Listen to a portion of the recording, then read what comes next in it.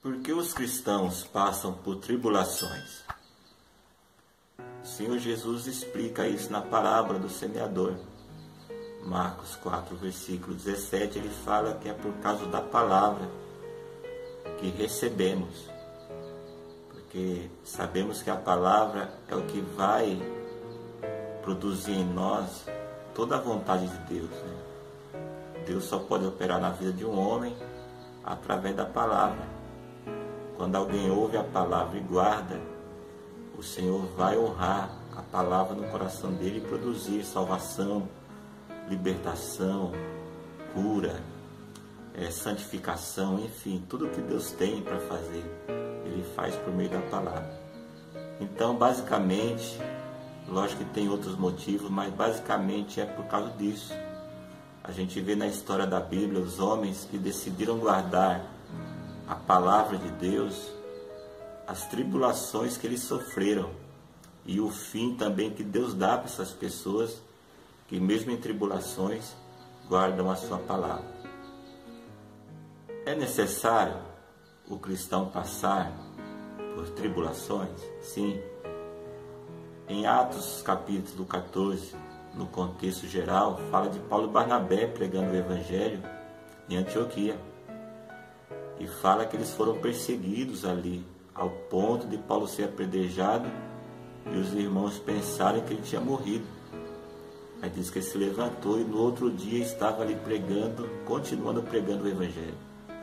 Aí ele se reúne com os discípulos em Antioquia e o versículo 22 diz que Paulo, confirmando o ânimo dos irmãos ali em Antioquia e exortando eles a permanecerem na fé, porque é necessário que por muitas tribulações entrassem no reino de Deus. Então é necessário sim as tribulações. Vai de cada cristão ir amadurecendo, pegando experiência no Espírito Santo, na palavra, e discernindo as tribulações. Qual o propósito da tribulação? Em Romanos 5,3, o apóstolo Paulo diz: e não somente isto, a entrada pela fé na graça, mas não somente isso, mas também nos gloriamos nas tribulações, porque a tribulação produz a paciência. Glória a Deus. Então, com o tempo, nós vamos discernindo e aprendendo a lidar com as tribulações, porque sabemos que ela tem um propósito, é gerar em nós a paciência e a perseverança. Quem nos consola em nossas tribulações? Em 2 Coríntios, capítulo 1, versículo 4, Paulo diz: bendito Deus e Pai de nosso Senhor Jesus Cristo, o Pai das misericórdias e o Deus de toda consolação, que nos consola em toda a nossa tribulação, para que também possamos consolar as pessoas que estiverem passando por tribulações com a mesma consolação que fomos consolados por Deus. Meu Deus, coisa maravilhosa. Então só podemos consolar alguém quando somos consolados por Deus em nossas tribulações. É o Senhor que nos consola. Fica firme, hein? E para terminar, quais são os dois nomes da tribulação? Em 2 Coríntios 4,17, Paulo dá os nomes da tribulação.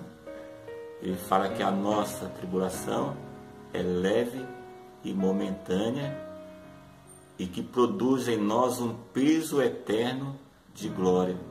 Olha como as tribulações têm um valor na Bíblia para nós. Então, seus nomes é leve e momentâneo, ou seja, não é pesado. Por mais que a gente pensa que é o fim, não é. É leve e momentâneo e vai produzir em nós um peso eterno de glória. Amém, queridão? Fica firme na fé, receba essa simples exortação da palavra e permaneça firme.